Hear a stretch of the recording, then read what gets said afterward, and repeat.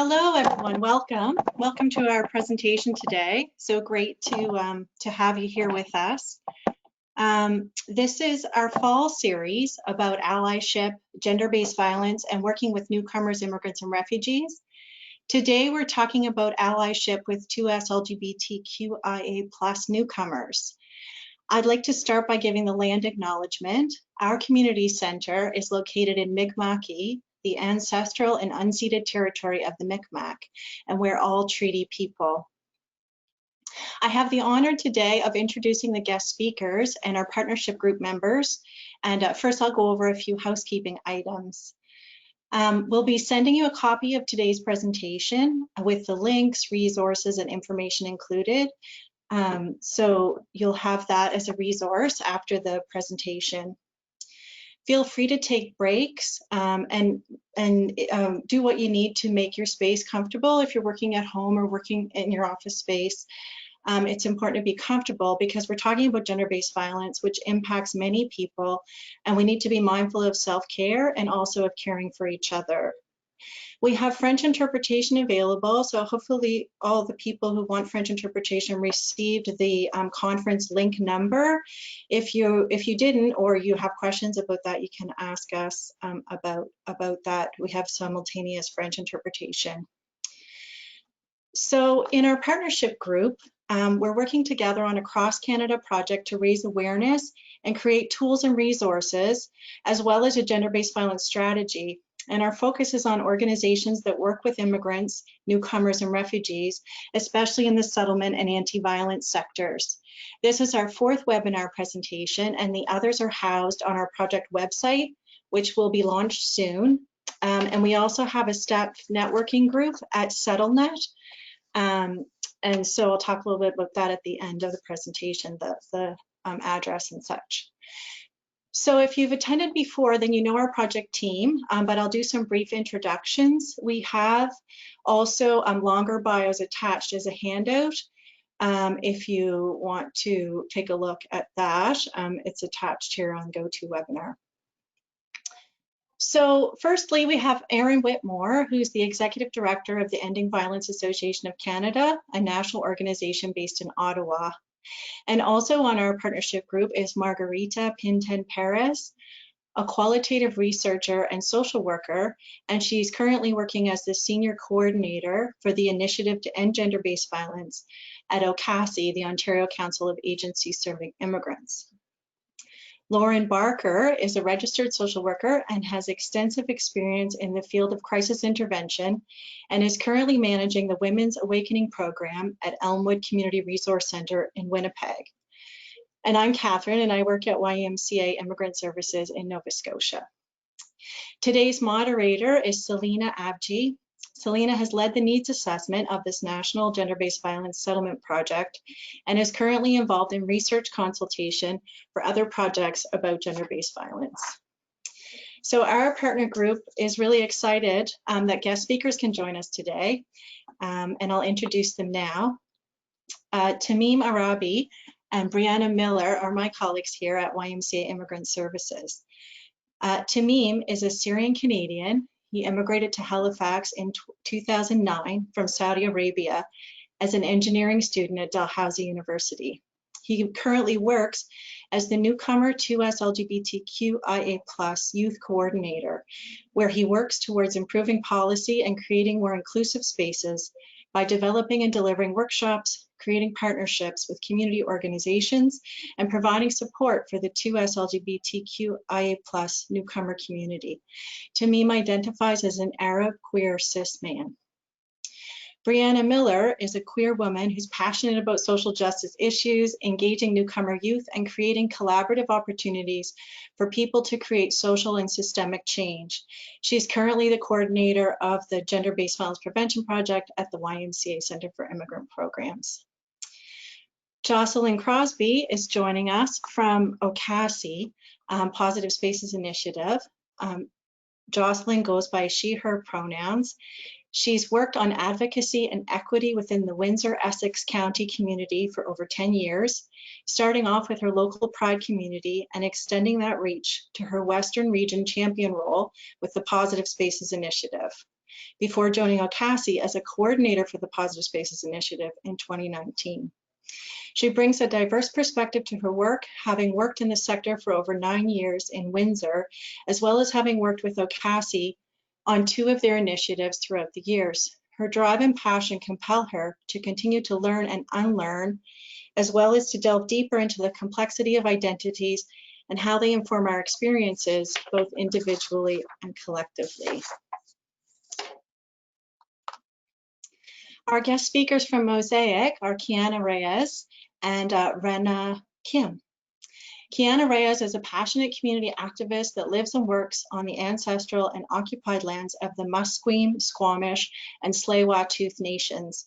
Following her education at the University of British Columbia, she has used her lived experience as a queer woman of color, as well as her professional training, to commit to a life of service to LGBTQIA+, newcomer and refugee communities, and is a facilitator in the I Belong program.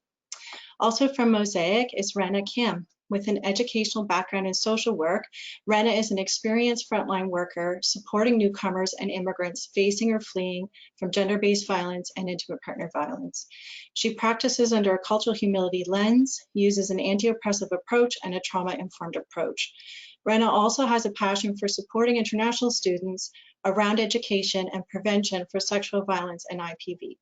So I'm sure you'll join me in welcoming the guest speakers today. We're so excited that they can share their knowledge and experience with us.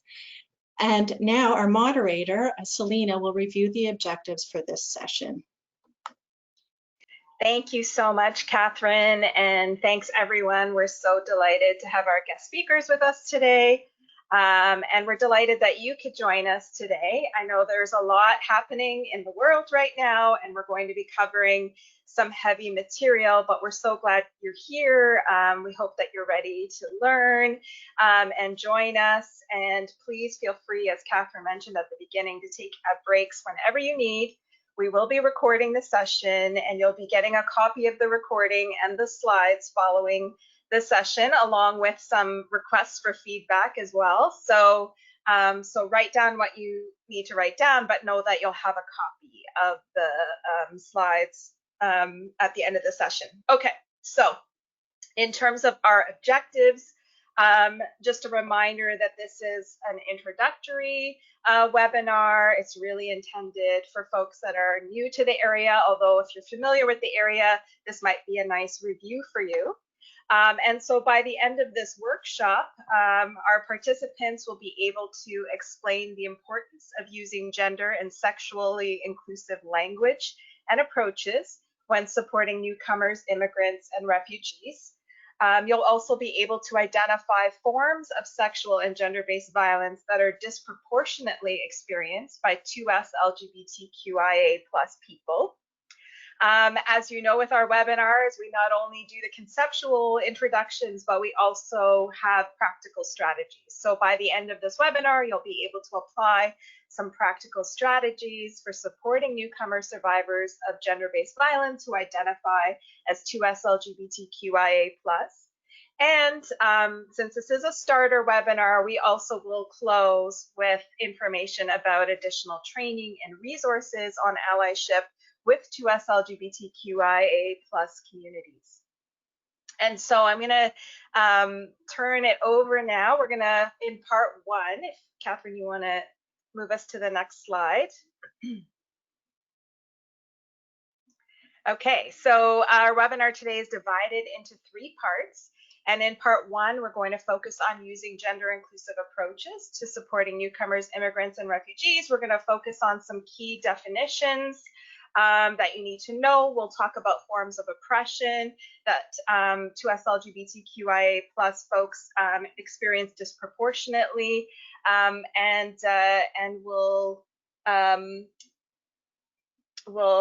then move on to part 2 from there. So I will invite Brianna to turn on her video and get us started. Thank you. Great, thank you so much. So again, my name is Brianna and my pronouns are she and her. And so for the next little bit, my colleague Tamim and I are going to introduce some key concepts and terms so that we kind of have a shared understanding as we move forward. We are talking about newcomers, and it's important to recognize that people have arrived in Canada in different ways. And so there are some legal terms and concepts that kind of have been developed to recognize these different statuses. So a permanent resident is anyone who's been given the right to permanently live in Canada. So that could be a refugee or an immigrant. And the difference between refugees and immigrants is that a refugee was usually forced to flee their home country due to a safety need, which could be from a variety of reasons. And an immigrant is more someone who chooses to immigrate to a country. So there's kind of more of an element of choice. A person without status is a person who hasn't been given permission to stay in the country, and this could also be due to a variety of reasons. But because of this precarious status, they're more vulnerable, and they often fall through the cracks of our systems. So next slide. It's important to recognize that refugees are protected under the Convention relating to the status of refugees. And it's also important to recognize that to us LGBTQIA+ people do experience violence, discrimination, persecution, sometimes criminalization, and even the risk of death in certain areas of the world. And so someone could claim refugee status based on being part of the LGBTQ community. And it's also important to note that just because someone claims refugee status or asylum in a country doesn't mean that that's automatically the risks are over. It's important to recognize that people can continue to experience violence, discrimination, and stigma through that process, and it could be even in the new asylum country from family members, community members, officials, and even the process of claiming asylum as a 2S LGBTQIA+ person can also be challenging, because oftentimes people have maybe hidden their identity due to the criminalization in some countries and try to, again, hide any evidence, and then suddenly they are asked to prove their identity. So we need to be mindful that violence and discrimination and trauma that's related to that could have happened in the country of origin, the settlement journey itself, this country of asylum, or even in Canada once they arrive. Next slide.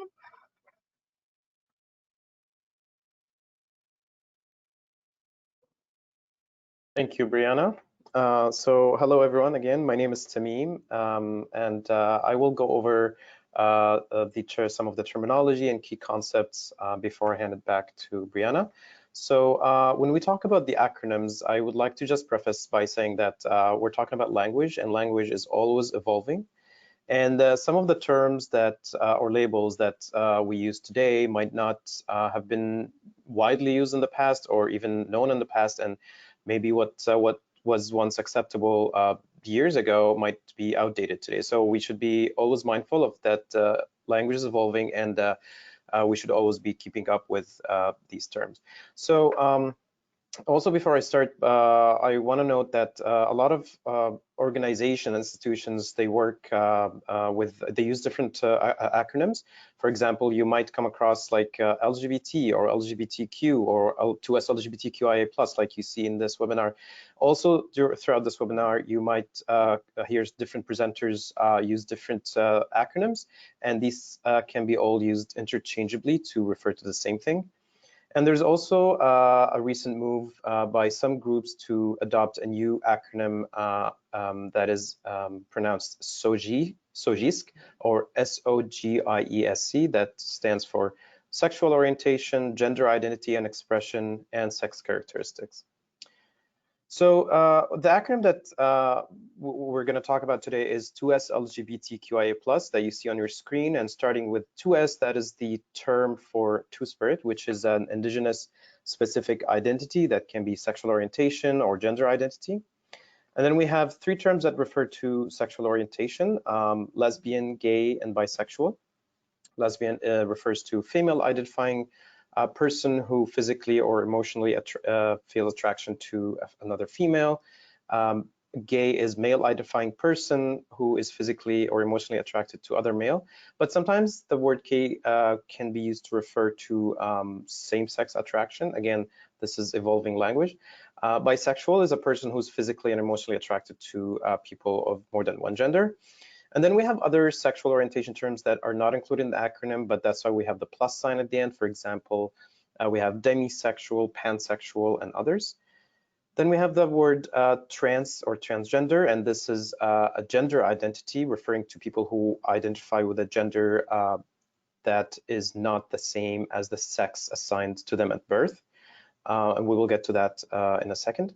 Then we have the word queer, which is an umbrella term. It's a broad term that includes all sexual orientations, gender identities that people within the LGBT community identify with sometimes.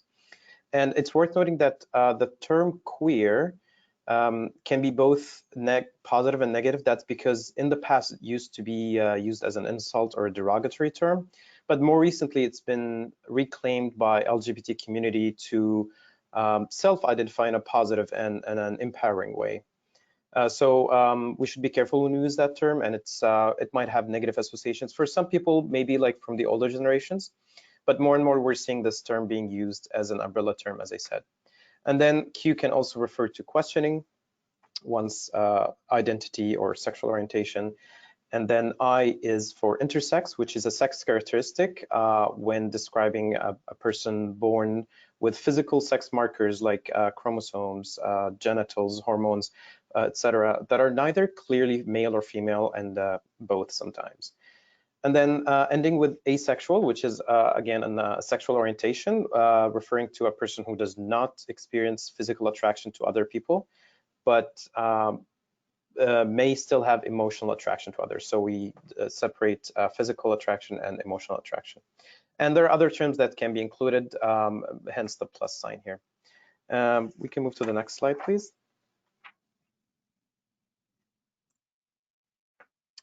So as we have seen that we talked about some terms that refer to sex and gender, but it's also important to differentiate between the two. So sex is that medical term that refers to the physiological characteristic when someone is born, and that's describing like genitalia, chromosomes. This is stuff that are related to the reproductive system.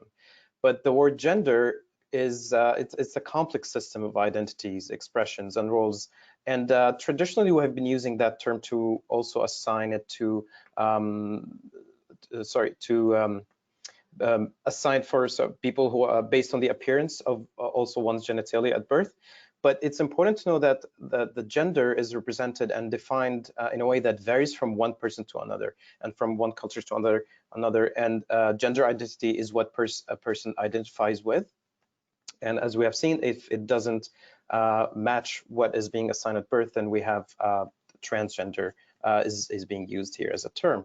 So when we also think with sex and gender generally, we have been accustomed to use of them in binary terms like male or female or man or woman. But this understanding is very limited, and it's very inaccurate way to describe sex or gender. And in reality, we know that gender identities exist on a broad spectrum of identities. Instead of just two polar points, it's multiple points on a spectrum. And we need to move away from that binary understanding because it can be very harmful towards people who are trans or non-binary gender identifying people. And around the world, we have multiple gender identities that exist. Like we have seen the word two-spirit for indigenous communities in this part of the world. In other parts of the world, for example, in South Asia, there the term hijra. In parts of Mexico, mushe, and other examples, as you can see here on the screen. So moving on to the understanding of spectrums. As we have seen that we need to move to a broader understanding of gender identities, and that's why we refer to the usage of spectrums. So we have seen with the sex biological spectrum, this is referring to the assigned sex at birth. It could be male or female or intersex. And then we have the gender identity spectrum, which visualizes gender as this continuum stretch from encompassing men and women and masculine to feminine and everything in between that could be non-binary or transgender or genderqueer or queer or agender or all these other gender identities. Then we have the spectrum of orientation, and this can apply to sexual orientation and romantic orientation, and these do not necessarily have to be the same. So on one end, for example, on the sexual orientation spectrum, we have people who are like attracted to the same gender, and that is, for example, like we have gay, lesbian, or same gender loving people. And then on the other end, we have people who are attracted to the opposite gender, and this includes straight people. And in between, we have all these other sexual orientations that can also be put on that spectrum. And it's also worth noting that someone's sexual orientation spectrum is not necessarily the same as the romantic orientation. And also that someone's sexual orientation or romantic orientation does not necessarily imply sexual behavior. So for example, the fact that someone identifies as heterosexual doesn't necessarily mean that they never experience same-sex attractions. Shifting gears now, we will glance over some of the most common forms of LGBT persecution, and we will focus on homophobia, biphobia, and transphobia. And these forms of oppression can be exerted by both individuals or systems. And they also happen on multiple levels. They can happen on personal level, or interpersonal level, or institutional level. So when we look at personal level, for example, this is our internal values, our beliefs, and even feelings or prejudice. And on interpersonal level, this refers to the actions that we have or behaviors towards other people, or even the language that we use with other people. And then on an institutional level, this is the rules, the regulations, the policies, and the procedures that we have in place. So again, all these forms of oppression can exist on all three levels. And if we move on now to define these terms, starting with homophobia. Homophobia can be defined as it's a range. It refers to a range of negative attitudes, beliefs, and behaviors that is directed towards people from the LGBT community or perceived to be from the LGBTQ community. And this form of oppression can have a resulting systematic effect like discrimination and violence. And as I mentioned, that homophobia can exist on all three levels, personal, interpersonal, and institutional. And we see that like every day in every country, even in countries where there are laws that protect LGBT people, we see individuals just because of their sexual orientation and gender identity, they get persecuted, vilified, or even assaulted, and sometimes even killed. And we will get to these later in the webinar, and we can see the direct link here between that kind of oppression and gender-based violence. And then biphobia can be defined as also similar to homophobia, but it's specifically targeted towards bisexual people.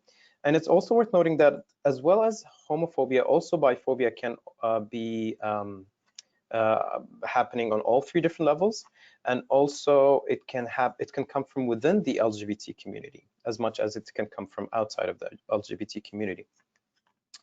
And according to Statistic Canada, in 2013, bisexual individuals were almost up to 9 times more likely to be sexually assaulted compared to heterosexual individuals. And finally, we define the term transphobia, and that is can be defined as the fear or hatred or disbelief or even mistrust of people who are transgender or even perceived to be transgender, or people whose gender expression doesn't conform to the traditional understanding of gender roles. And as well as homophobia and biphobia, transphobia can also lead to discrimination and violence. In one study from 2015, a study from Canada, it found that transgender people are nearly twice as likely as cisgender women to experience intimate partner violence in their lifetime. So with this, I come to the end of my time, and I'll hand it back to Brianna. Thank you so much, Tamim.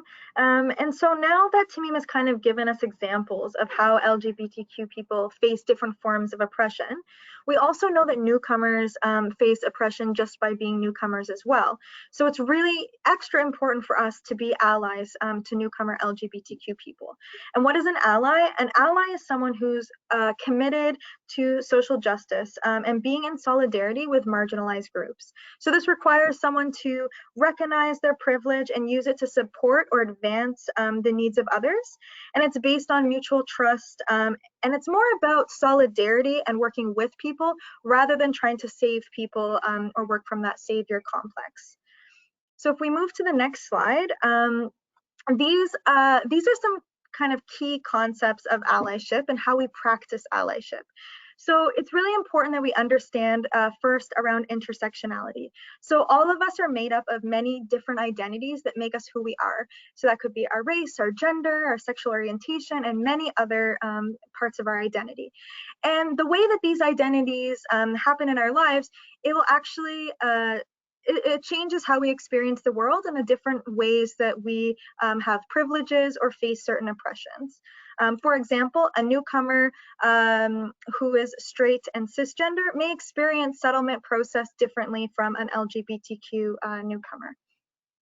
So it's also important for intersectionality that we are mindful of all these different identities and work from an intersectional approach. Privilege is, as I mentioned, an important part of allyship. So we need to understand how privilege plays, how power imbalances. So recognizing our own privilege as an ally and how to use that, but also recognize whose voices are heard, what are the power and privileges in the groups you're working with, in the rooms, who has a voice, who doesn't, and why. Tamim also mentioned a lot of different forms of discrimination. So again, homophobia, transphobia, biphobia, but also racism. And often these forms of discriminations are based on marker category of differences, which are socially constructed. Oppression describes inequalities, which are caused by systems and structures based on power relations.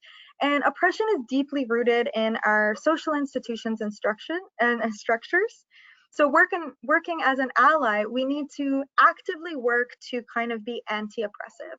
So it's not enough sometimes to just be not racist or not homophobic, but we need to be actively anti-oppressive. So really working to dismantle those power structures, be anti-racist, and that's kind of part of allyship as well. We'll go on to the next slide. So Tamim and I work at an immigrant center in Halifax, and we work with a 2S LGBTQ newcomer committee. And so a lot of our work is informed by first voice experience.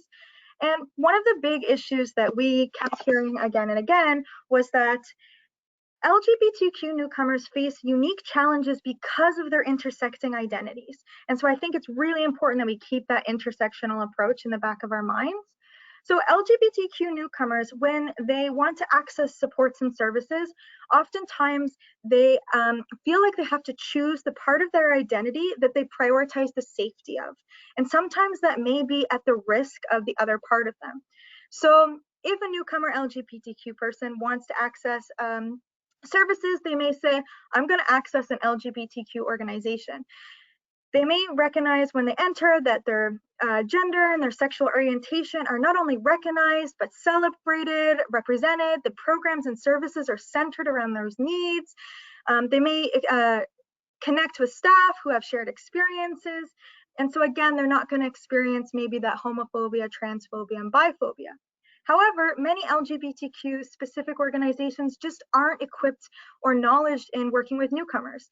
They may not have the cultural or religious sensitivities. They may not understand the specific needs of newcomers in that process.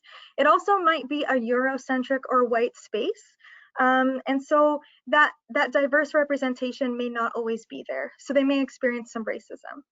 On the other hand, if a LGBTQ newcomer accesses a newcomer-specific service or support, that part of their identity, again, is going to be celebrated, supported, their needs, their language needs. People are going to understand the specific and unique challenges as a newcomer. But again, many settlement organizations just aren't trained in how to serve LGBTQ people. The policies, procedures, and programs may not be safe or accessible to access. The language used may not be safe or accessible. And therefore, they may actually experience homophobia, biphobia, and transphobia in those spaces. So the idea is a lot of newcomer LGBTQ people sometimes just have to like put that part of their identity aside and prioritize the safety of another part. And that's just not fair. So the idea of this webinar is, how do we work towards being people and organizations that work in the middle? The idea that we can be a space where newcomer LGBTQ people, where all parts of their identity is recognized, celebrated, supported, centered, but also it's safe and accessible and inclusive. And so the exciting part about this webinar is we're going to hear next about some kind of like some different organizations that are already doing that, but also we're going to deepen our understanding of why that's important and how we can start to do that ourselves.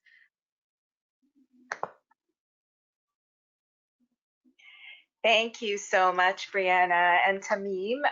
We will pause here for a moment before turning over into part two. I just want to thank Tamim and Brianna for really grounding us in some of the key terminology, some of the forms of oppression, and really kind of bringing us back to the theme of allyship, which is the major theme of this series. I do want to acknowledge as well that we are taking questions. If you have questions for our panelists, we have, as I mentioned before, a information-packed webinar today, so we may not be able to get to all of your questions, but we will do our best to respond in the question box. And we will be collating the questions and sending around responses following the webinar.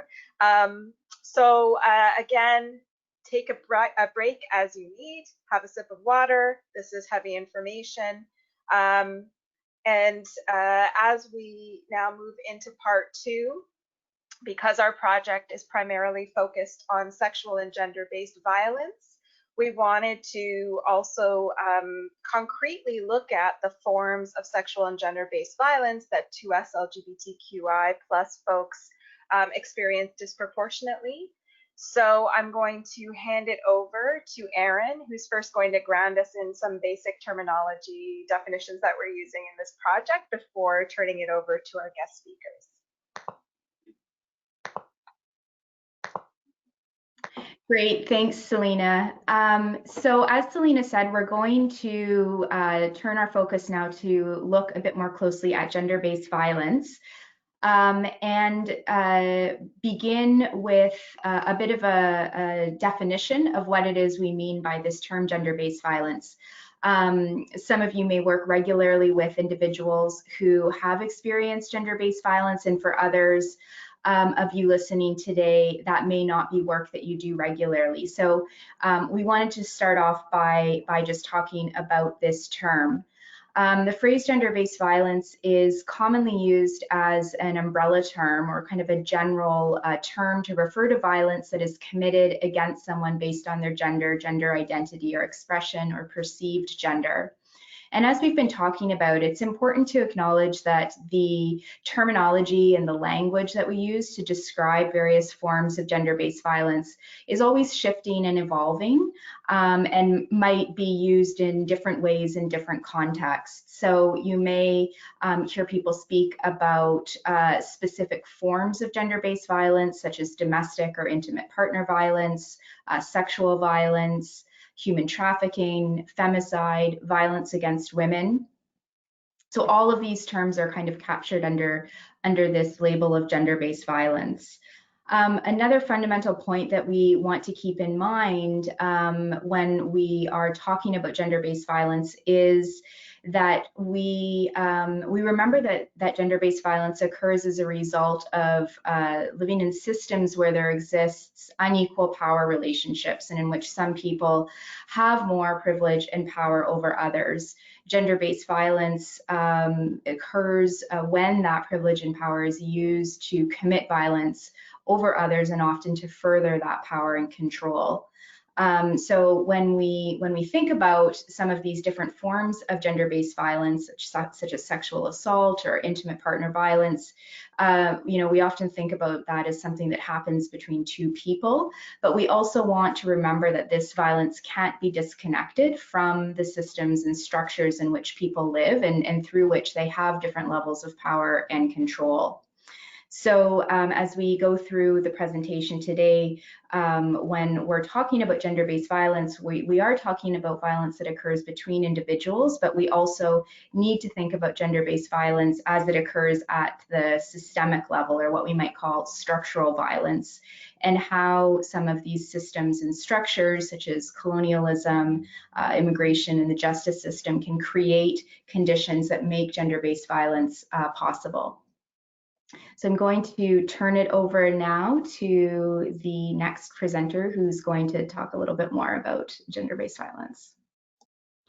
Thank you, Erin. So my name is Rena, and I go by the pronouns she and her. So we're going to begin by looking at the rates of gender-based violence and the risks associated for the LGBTQIA+ individuals in Canada.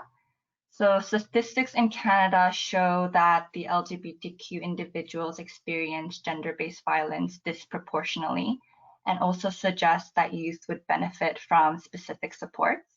It was shown that gay, lesbian, bisexual, and other sexual minority people in Canada were almost 3 times more likely than heterosexual Canadians to report that they had been physically or sexually assaulted in the previous 12 months in 2018.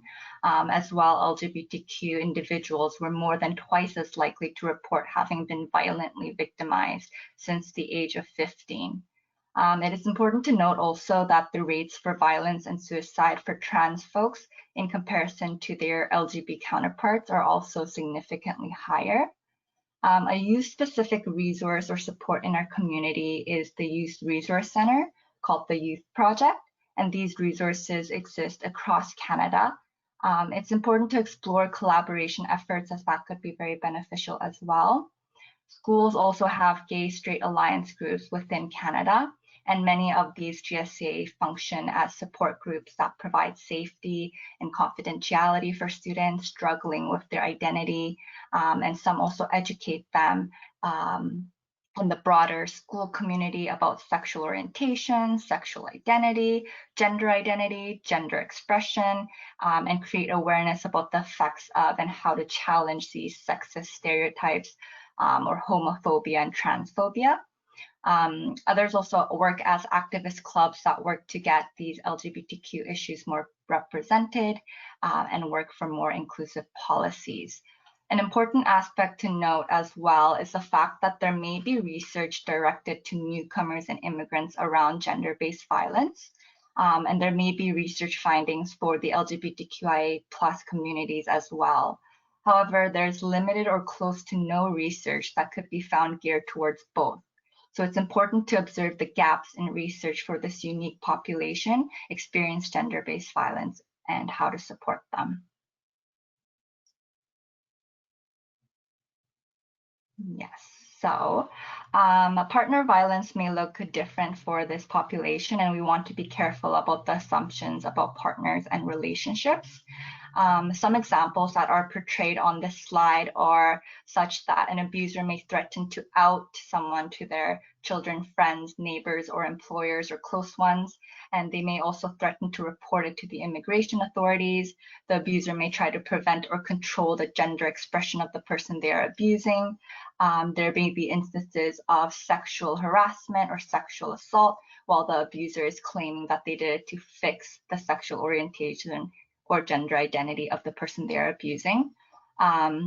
And because of the systems of oppression for the LGBTQIA+ newcomers experienced, there may be further isolation, which can be an additional risk factor to violence.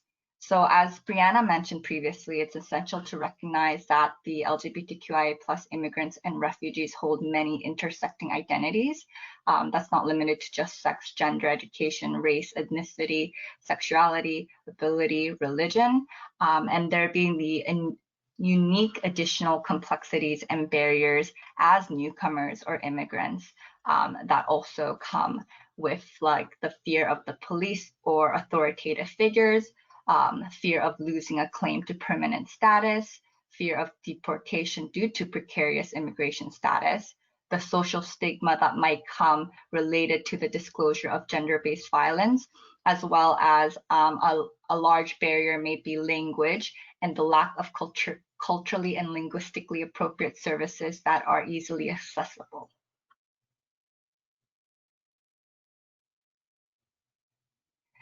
So forced marriage is a very prevalent global matter. And this slide is actually from a resource about forced marriage developed by Mosaic and Ending Violence BC. Forced marriage is a practice in which a marriage takes place without the free consent of the individuals getting married, where pressure or abuse is used to force one or both people to marry against their will. It is different from an arranged marriage, as forced marriages are a form of violence. This violence may take emotional, mental, physical forms.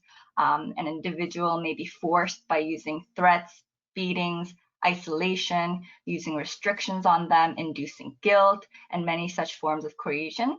And this person also may be forced to have sex or forced to get pregnant. And in some cases, individuals are taken abroad against their will to get married. A forced marriage can happen to anyone of any gender, of any age, and it's prevalent even in Canada. But some individuals or groups may face greater risk of forced marriage, including minors, LGBTQIA+ individuals, and persons with a physical or mental disability.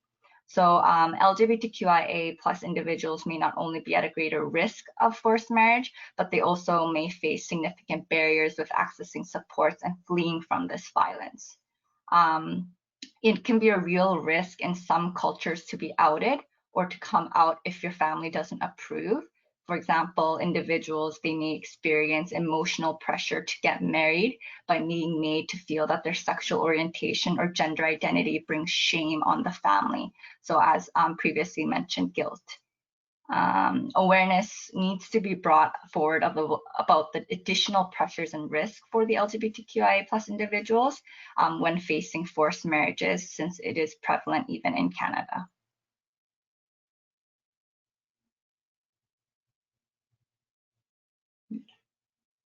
Great, thank you, Rena.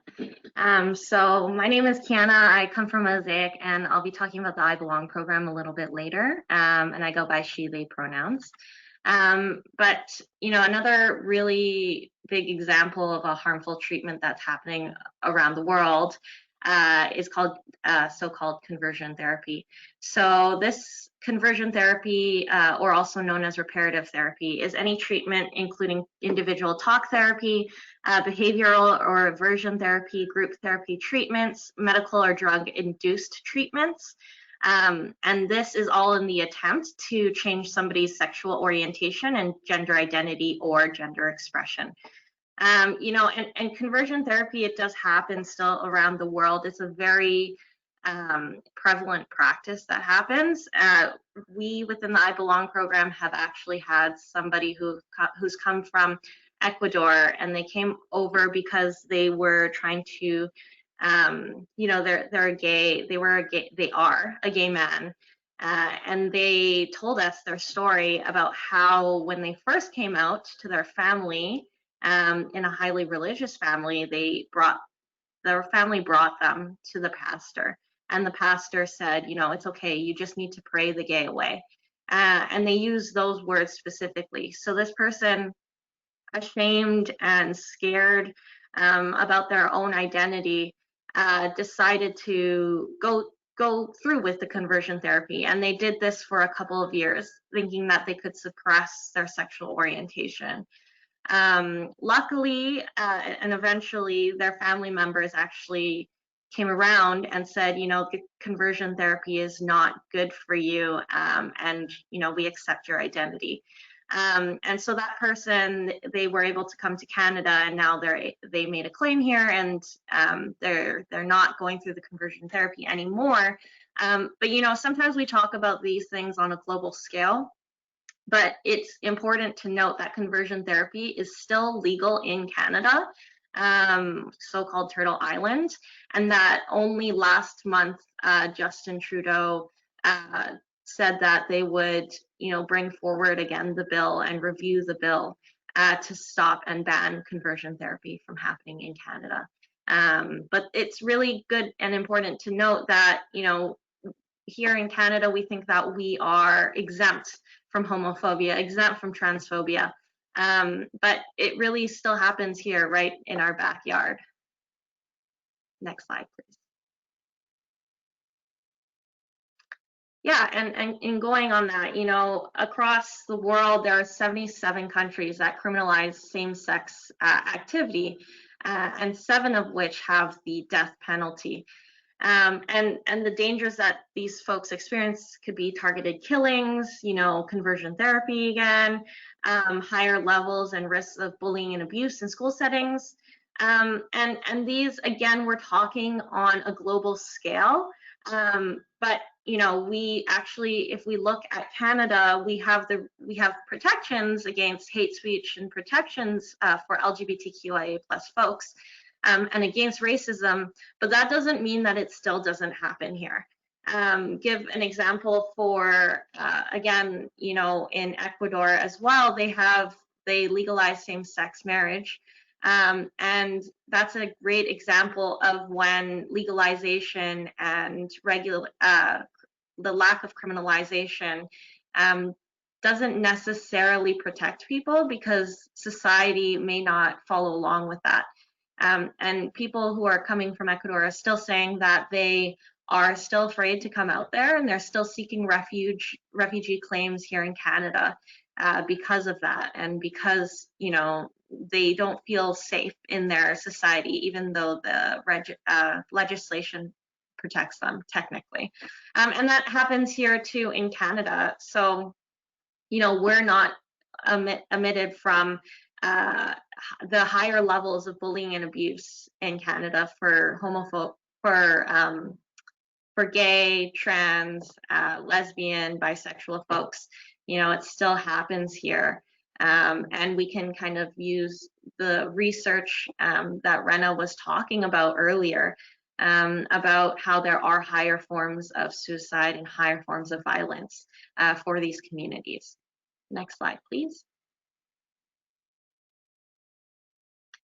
And so really, we're talking about how, changing the laws globally it can really help, and it can really have an impact if done properly.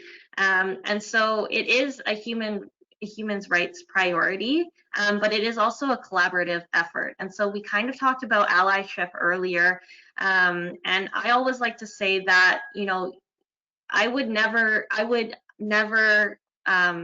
give the title of an ally to myself if I'm working with a group that's, not necessarily, that I'm not necessarily a part of. And the reason for that is that being an ally, that's active practice. You actively always have to practice being an ally. So it's, it's one thing to say, I'm not racist, I'm not homophobic, I'm not this and that, but it's another to, start to have conversations, start to have hard conversations with people in your life that are close to you, people in your life who might be saying homophobic things or transphobic things. And really, it is a collaborative effort to change, legislation, and to change and to create educational initiatives with this particular issue. And I think, I'll talk a little bit, I believe, in the next slides to come, what allyship looks like on an organizational level as well. Next slide, please. Yeah, so Brenna and I are both from Mosaic, and we're a settlement organization. Our mission is to enrich communities through services and advocacy, furthering the success and sense of belonging of newcomers and individuals from diverse backgrounds. We offer, anything from settlement assistance, English language training, so like LINK classes, employment programs, our social enterprise of interpretation and translation, counseling services, and community outreach. I'll let Brenna talk a little bit about her programming first, and then I'll talk about what we're doing for LGBTQIA+ newcomers specifically. Thank you, Kiana. So one of the many programs that support individuals who currently face or have faced gender-based violence is our Stopping the Violence program at Mosaic.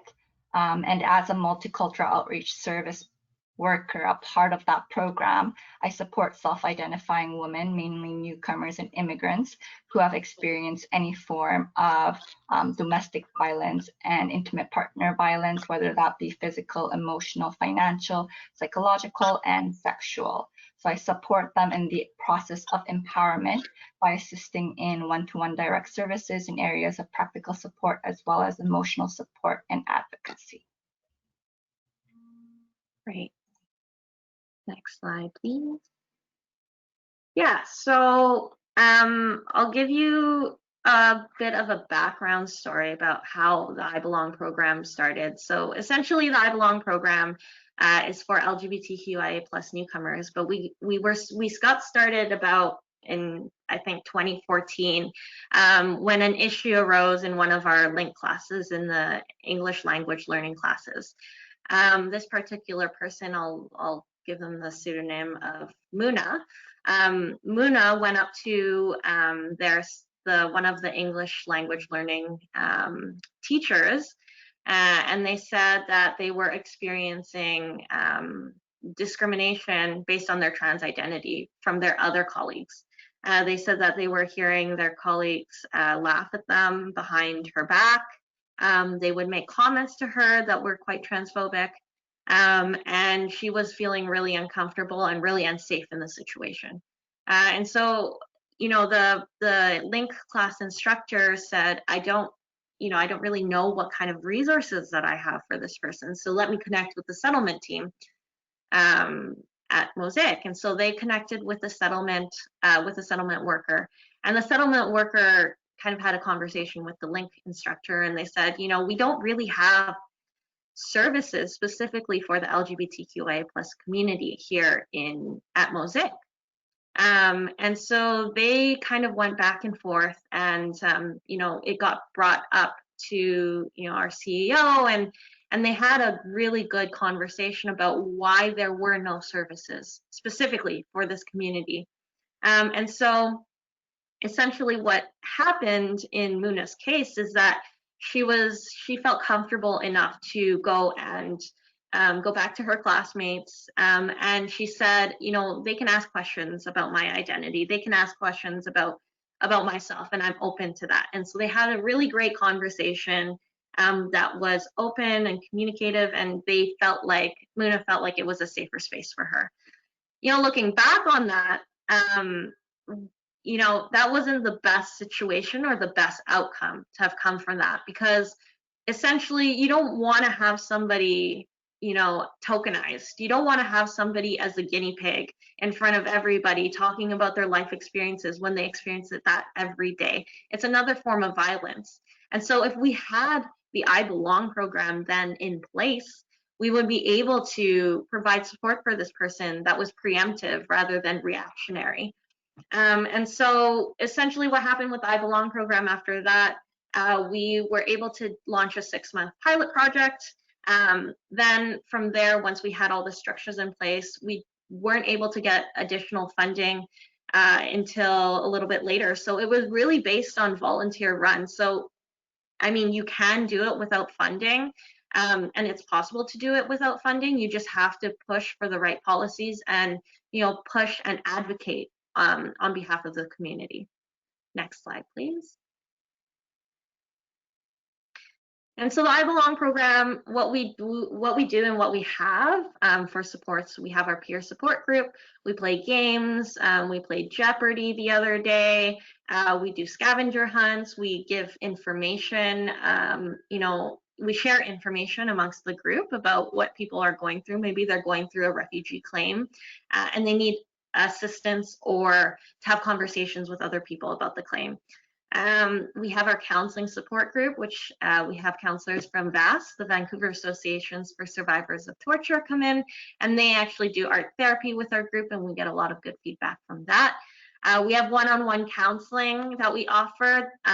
We only offer 1 or 2 because of the limited amount of funding that we have, but it's mostly, you know, an emergency type of resource in which they can connect with our counselors.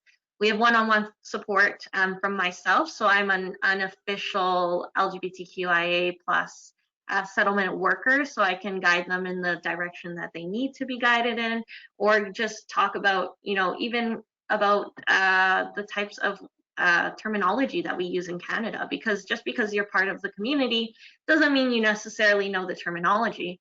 And then we just recently launched Beyond Borders and Binaries group, which I was super excited about because it's in collaboration with Transcare BC, and it's a specific source for trans, non-binary, and gender diverse newcomers. So we heard a lot of feedback and from a lot of our focus groups about how there's a specific need for trans, non-binary, and gender diverse folks to have a particular space. And of course, that's trans run, that's trans led, and we are just there to provide administrative support. Next slide, please. And, you know, a couple of years ago, we also launched the Trans Newcomers Resource Hub. This is a really great online community where newcomer trans folks can access settlement-related information and resources, find peers and mentors, and build a network of support. And this really includes, you know, information about pre-arrival, if you're coming, if you have medication that you need to bring on the plane, how to do that. Can you bring medication on the plane in your carry-on?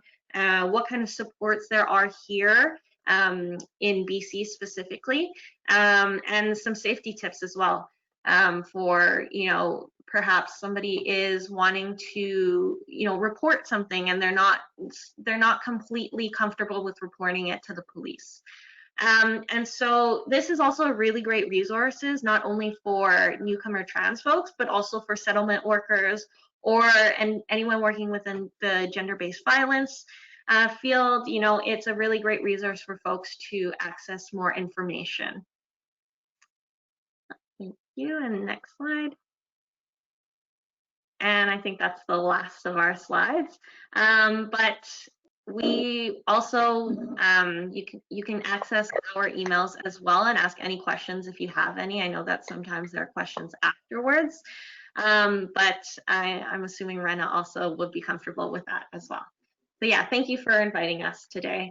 I hope you learned a little bit of something. Thank you so much, Kiana and Rena, really for walking us through, first of all, for the wonderful work that you are doing. So thank you for that and for walking us through that, but also just for kind of articulating the forms of gender-based violence experienced by us LGBTQIA folks and really weaving in such a nuanced way the systemic and structural dimensions of that, so which is very important for us in this project. So thank you for that. Okay, so we are arriving now to part 3 of our webinar. We do want to encourage everybody, it's heavy material again, so maybe we'll take a little bit of a pause here, 30 seconds, just to breathe, grab some water if you like, do a stretch if you like. Maybe we can all collectively take a little bit of a pause.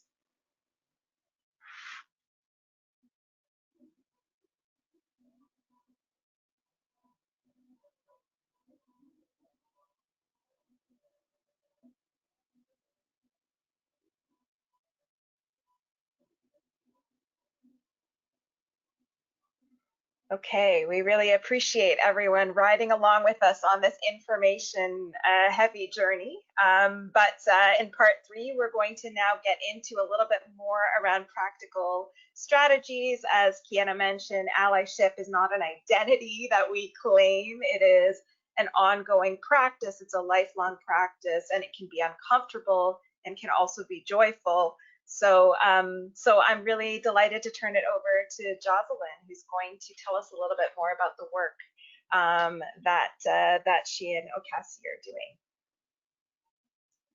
Thank you. Thank you, Selena, and You're thank welcome. you everyone for having me.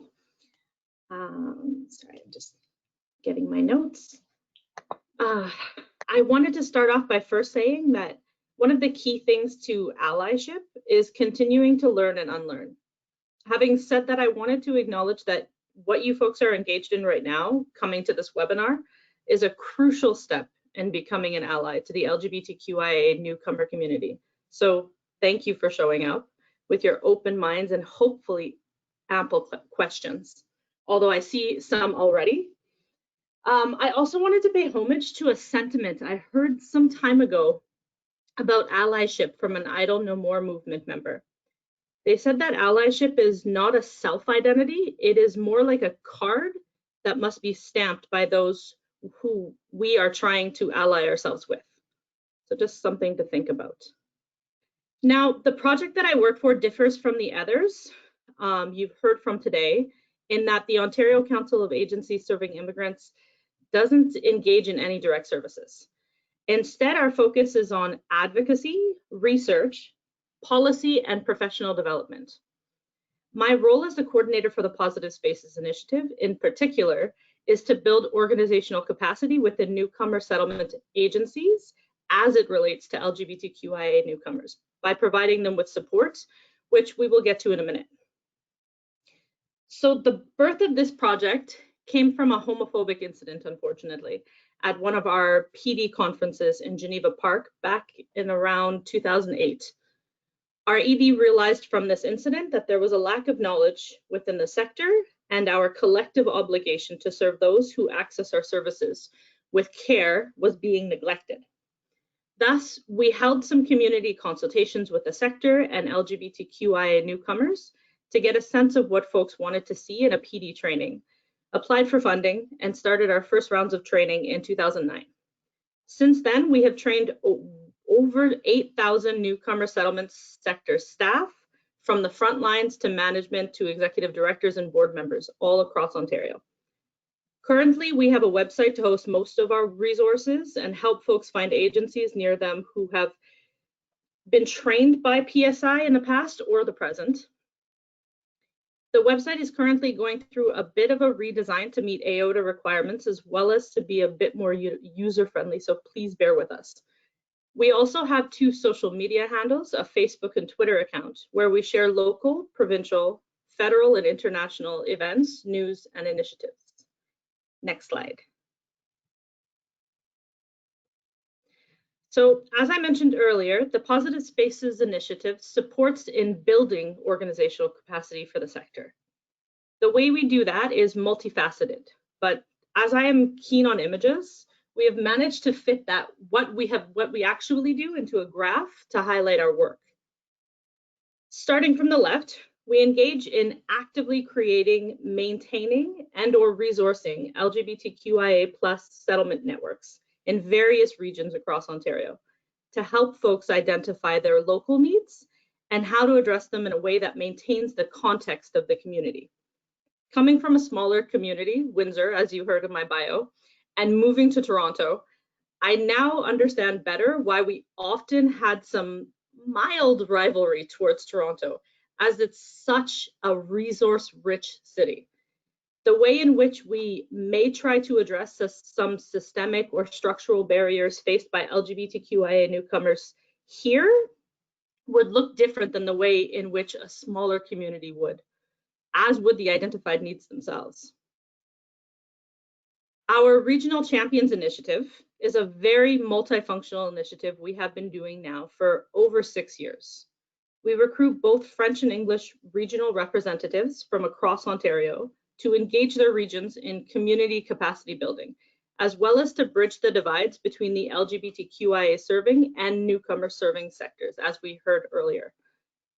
These champions are given small regional stipends to host awareness events in their regions and help us to identify larger scale needs and training opportunities in their communities, as well as to help in hosting roundtable events to bring both sectors together.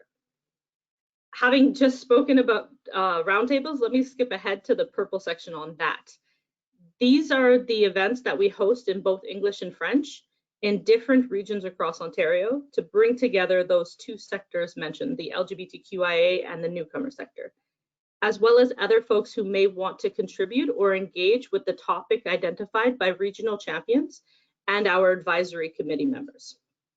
As an example, our last roundtable was hosted in Chatham, Kent. It was a bilingual event. The topic was on stigma and biases in our work. And in attendance were both LGBTQIA serving community members, many of the newcomer serving sector agencies in the region, from Windsor all the way to London, as well as CMHA, CAMH, public transit workers, and so on. Going backwards in the model to the green section, professional development, which is essentially the bulk of the work that we do on a regular basis, providing professional development opportunities for the sector, much like this. This includes in-person trainings, online self-directed trainings, and webinar series, which whose topics are often based on the feedback that we get throughout the year. We are currently working on a level 2 of our training to offer for next fiscal year with 3 new modules.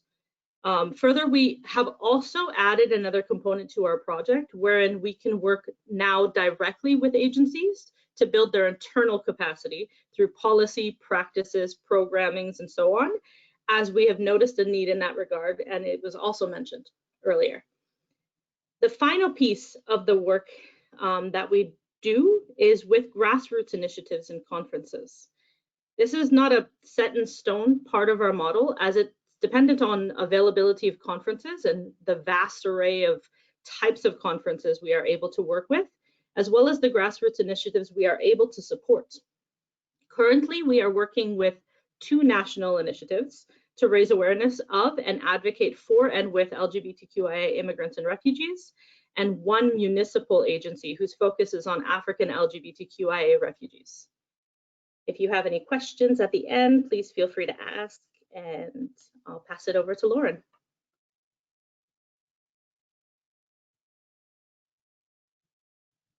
Thank you, Jocelyn. I appreciate that. My name is Lauren, pronouns she, her. And I just like to take this time to remind everyone when it comes to utilizing inclusive language and being mindful of that. So using gender non-specific language whenever possible. If you're not aware of the gender identity of an individual, utilizing things like partner, they, them, that kind of way, and to avoid making assumptions about people's gender identity and their sexual orientation, and being mindful of that. I really encourage individuals as well to keep in mind, you may not know we may automatically think of gender-based violence as violence committed from a man to a woman, but that's not always the case. Individuals in dangerous or violent relationships can be in same-sex relationships, and so individuals that may show up with someone who is of the same sex as them or appears to be of the same sex as them, don't assume that that individual is a support person. That individual could very well be the perpetrator. So always speaking with people privately as much as possible, unless they give you express permission that you can speak with them in front of this individual, and being very mindful of that. Again, one of the big things that will happen and that I'd like to warn people that's going to happen is you're going to misgender someone at some point, and you may get corrected. And if that's the case, to remember to just apologize and move forward from that, rather than trying to justify a misgendering or anything of that nature, even if documents you're looking at state something otherwise. Go by how that individual identifies themselves, and recognize that individuals tend to know themselves a lot better than we do, and know their identity and who they are. And regardless of even if they choose to identify by language that you may not understand or may think is derogatory towards them, that can be an empowering thing. I've had some friends, clients utilize terms and take back terms that I only utilize with them, as that is how they choose to identify themselves, as a way of taking back power. But as an ally, my role is just to support them in however they wish to identify, and to utilize whatever terms they wish to utilize, and to mirror that language to them. And if I don't know utilizing terms like partner or they or them, And on the occasions where I have misgendered, or someone may be in the midst of transitioning and a she or they or she or he slips out, right? Correcting myself and going forward rather than getting caught in justifying or overly apologizing for it. So just keep in mind, language is important. It creates our reality. And check your signs. Check to make sure people have access to non-specific gendered spaces, things like that. But to provide some more information around some of the do's and don'ts, I'm going to pass this off to Brianna. Thank you so much, Lauren. And I feel like you started us off in such a great way, and I think captured a lot of the things we can already do and don't. So the reason that we want to give you some quick tips is we hope that throughout this presentation, you've kind of learned some of the best practices and things like that. But we thought it would be nice at the end to kind of give like some quick tips around best practices that you can take away.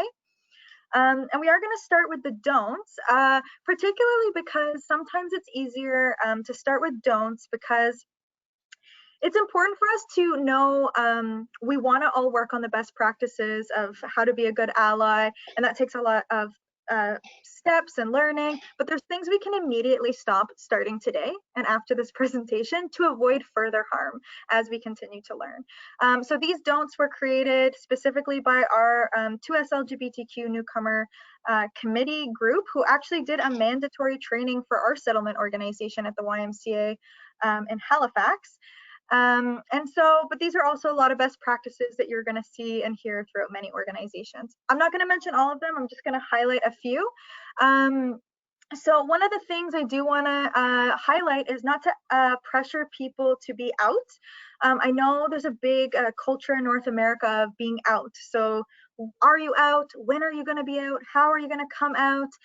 Coming out day is even a celebrated thing, and that's fine, but it also puts a pressure on LGBTQ people that it's a defining moment they have to get to in life. And if they don't get there for some reason that they're ashamed of themselves, or that they're not valid, or their identity is not valid. So it's really important that we don't pressure anyone to be out, because it neglects to think about their safety needs. And also, some people choose to be out in particular communities, and that's okay. Especially when we're thinking of a newcomer LGBTQ person, they may be out to certain groups, but they may not be out to their whole cultural or religious community group. And maybe that's because that connection to that group is still really important, and they don't want to potentially be isolated if they're worried about any stigma. As well, we don't want to pressure people to stay closeted, so basically prioritizing safety. One of the other ones I want to highlight is we don't want to ever bring shame or sin into conversations. Often this is the main kind of words people are often hearing, particularly connected to cultural or religious times. It's used as a tool of justification sometimes, and it can be harmful. So we don't want to ever compare someone's identity to other sins or anything, and we don't want to bring shame into the conversation. So again, just avoid ever bringing that.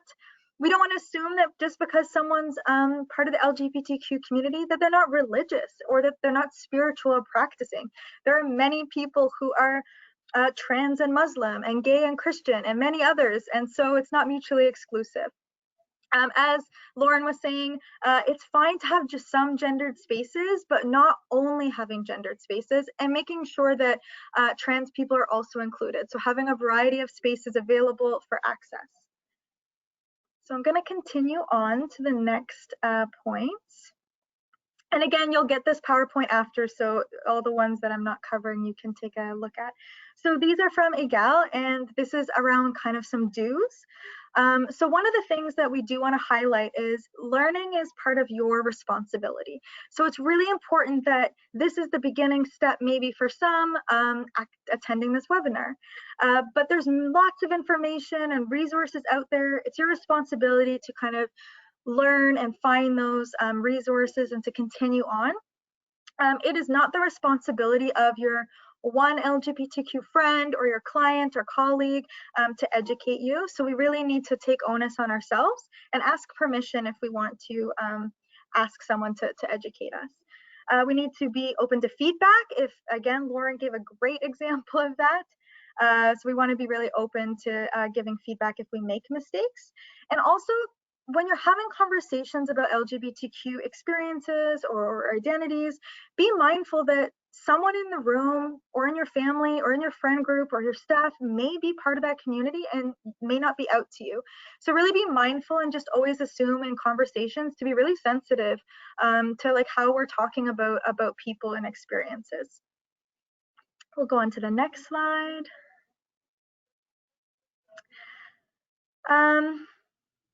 Again, these are also a great list of more kind of do's and approaches. One of the things we did talk about allyship is that it's an active process of taking action. And so we really do need to challenge the offensive behavior or language that we see. So don't be afraid. It involves being brave, to not be afraid to challenge things or to correct people and to intervene when we see not only actions, but if we notice that maybe our intake forms or maybe the ways our program posters are designed, like let's challenge them. Let's make things more inclusive and safe. And if there's anything offensive, let's call that out and try to educate people. We also need to continue to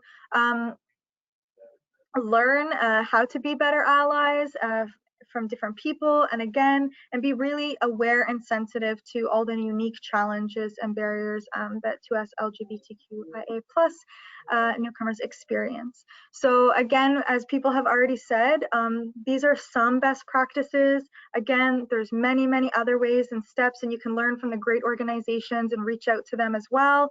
But we do hope that this is a beginning stepping stone, and you attending this workshop is kind of a first, is taking a step towards allyship.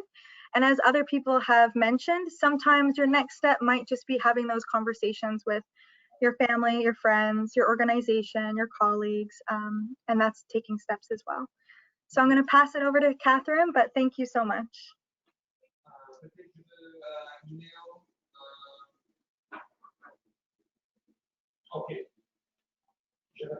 Thanks, Brianna.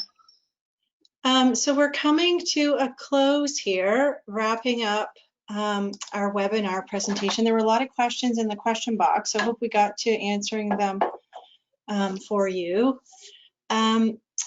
This is the fourth webinar that we've done in our series about gender-based violence awareness, and there is another one coming up December 2nd on engaging men and boys, and we have a space on the staff OCASI SettleNet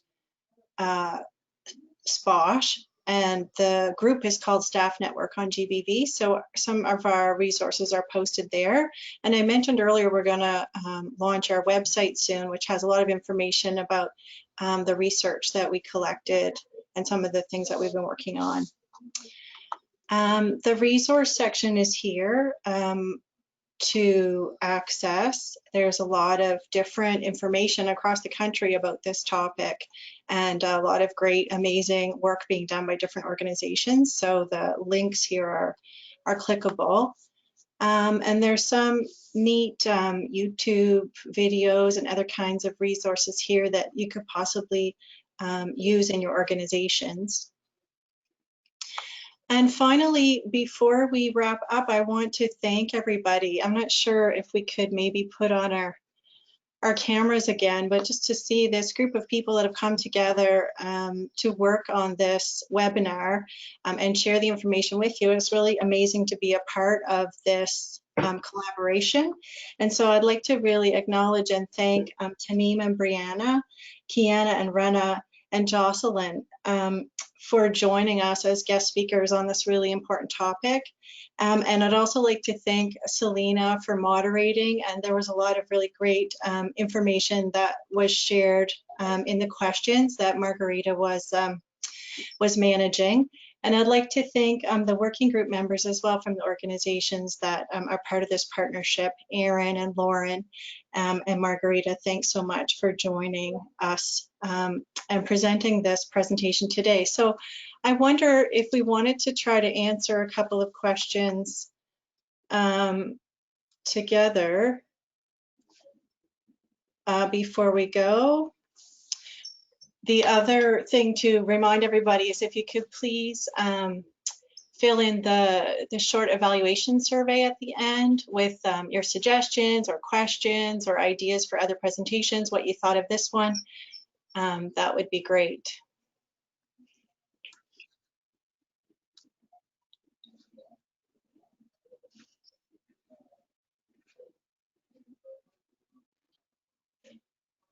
I think, Catherine, we may have answered most of the questions that came through. Oh, excellent. So Okay. I don't know if we want to do that. Yeah, sorry, Margarita might be wrapping up a few more answers, but Okay. but I don't know if we want to even end a little bit early and give people a 10 extra minutes in their day. Yeah. Since we talk a lot about self-care, so. No kidding. Yeah. No, that's a fantastic idea. And then maybe there's a little time too to fill in the evaluation. great idea. So Yeah. looking forward to seeing everyone at the next webinar. Yeah. So thank you again, everyone. Really appreciate your time this afternoon, this morning, different places. Great. At the risk of being awkward, did we hang up now or what? I can see people are slowly leaving the webinar, but maybe.